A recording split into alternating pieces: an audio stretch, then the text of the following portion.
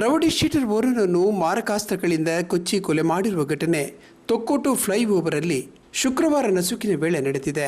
ಮೃತ ಆರೀಫ್ ಮಂಗಳೂರಿನ ಬಂದರು ಪೊಲೀಸ್ ಠಾಣೆಯಲ್ಲಿ ರೌಡಿ ಶೀಟರ್ ಆಗಿದ್ದ. ಆರೀಫ್ ಧಕ್ಕೆಯಲ್ಲಿ ಮೀನಿನ ವ್ಯಾಪಾರ ನಡೆಸುತ್ತಿತ್ತು. ಬೆಳಗ್ಗೆ ಬುಲೆಟ್ ಬೈಕ್ನಲ್ಲಿ ಮಂಗಳೂರಿಗೆ ತೆರಳುತ್ತಿದ್ದ ವೇಳೆ ತೊಕ್ಕೋಟು ಓವರ್ ಬ್ರಿಡ್ಜ್ ಮೇಲ್ಸೇತುವೆಯಲ್ಲಿ ಆತನ ಮೇಲೆ ದುಷ್ಕರ್ಮಿಗಳು ದಾಳಿ ನಡೆಸಿ ಮಾರಕಾಸ್ತ್ರಗಳಿಂದ ಕೊಚ್ಚಿ ಕೊಲೆ ಮಾಡಿದ್ದಾರೆ. ಕಾರಿನಿಂದ ಹಿಂಬಾಲಿಸಿದ ತಂಡವೊಂದು ಆರೀಫ್ನನ್ನು ಕೊಲೆ ಮಾಡಿ ಪರಾರಿಯಾಗಿದೆ. ಕಳೆದ 2022 ಮೇ ತಿಂಗಳಲ್ಲಿ ಆರೀಫ್ ಇದೇ ರೀತಿ ಬೈಕಲ್ಲಿ ಧಕ್ಕೆಗೆ ತೆರಳುತ್ತಿದ್ದ ವೇಳೆ ಬಜಾಲಿನ ಟೊಪ್ಪಿ ನೌಫಾಲ್ ಮತ್ತು ತಂಡ ದಾಳಿ ನಡೆಸಿತ್ತು.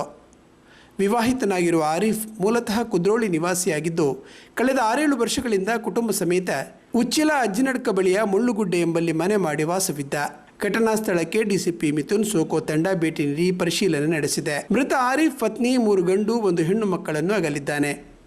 ಇದೀಗ ಆರೀಫ್ ಅವರ ಕೊಲೆಗೆ ಬಳಸಿದೆ ಎನ್ನಲಾದ ಇನ್ನೋವಾ ಕಾರೊಂದು ಬಂಟ್ವಾಳ ತಾಲೂಕಿನ ಬುಡೋಳಿ ಎಂಬಲ್ಲಿ ಪತ್ತೆಯಾಗಿದೆ.